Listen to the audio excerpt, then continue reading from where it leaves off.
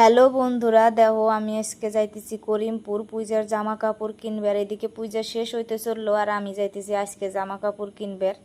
আর এর আগের একটা ভিডিওতে আমি আম্বাই কথা কইতেছিলাম, তো তোমরা অনেকেই আমার অনেক ভালোবাসা দিয়েছো আর তোমরা কইছো দিদি ভাই তুমি আম্বাই কথা কইও ভালো শোনা যায়।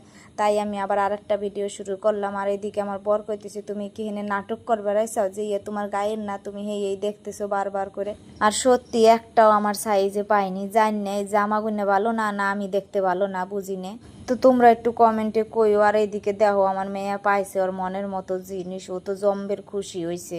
আর ওরে কইছে চলো একটু আগে আগে চলো, পরে গেলে দেখে নে বাসনা বুসনা তা পামানি। তো ও আমারে কয় কি চলো তোমার বড় দোকানে নিয়ে যা, মানে সব কিছুই ভালো ভালো জিনিস পাওয়া যায়।